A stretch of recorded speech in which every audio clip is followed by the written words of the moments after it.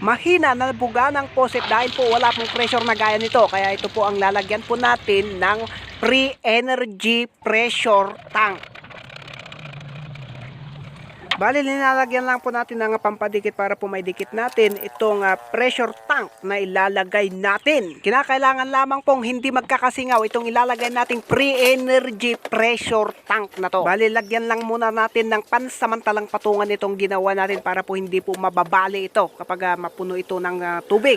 Bali, yan na po, inopen na po natin yung pinanggagalingan ng tubig at dito po nagpupundo po ng tubig ito kasi nga parang ito po ang magsisilbing pressure tank niya. Ayan. Hindi po eksaktong mapupuno po ito dahil po dito sa taas ay dito po nakapundo yung hangin para meron siyang pressure na itutulak itong tubig na nasa baba na to. Bali yan, meron na siyang pundo. Ano yun?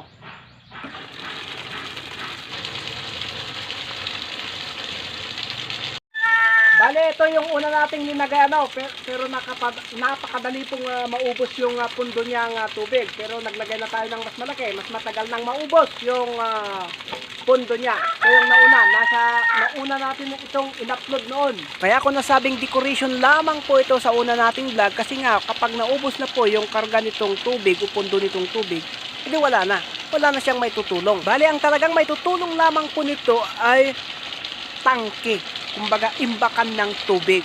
O, siyempre, kapag binuksan mo, edi siyempre, lalakas yung buga niyang tubig. Kasi may pundo na siya di ba? Pero kapag naglagay po kayo nito ng pampalakas ng tubig para lumakas yung pressure o buga, na yung maliit lang, 1.5 lang ang linagay, abay, lalakas lamang po ang ikot ng metro ninyo kapag nakakoneksyon kayo sa lawasa. Di mas lalaki lang ang babayaran ninyo ng tubig. Kung meron man kayong mga katanungan tungkol sa mga ganitong problema o mga problema sa drilling, problema sa poso, ay comment nyo lang dyan sa baba at babasahin po natin lahat yan at gagawan po natin ng videos kung hindi pa natin nagawan ng videos para po maipakita po sa inyo at maintindihan ninyo dahil ito po ang isang trabaho pa natin. At sa mga naman nakasubaybay sa ating mga videos na malungkot ang buhay na ang comment ay puro masasama, kayo na pong mga nakakaunawa ang uunawa sa kanila dahil alam nyo na kung bakit sila galit sa mga vlogger na ganito ang content na tutorial. Dahil ang gusto ng iba ay ayaw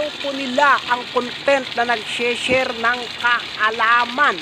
Opo, alam nyo na kung bakit sila ayaw ng mga ganong content. Bali, all around po ang ating content dahil isa pa po tayong vlogger. Meron pong entertainment, comedy, tutorial at iba pa. At syempre po, yung sinusuportahan ng karamihan, yung mas maraming views, ay yun po ang dinadamihan nating ginagawa ng videos.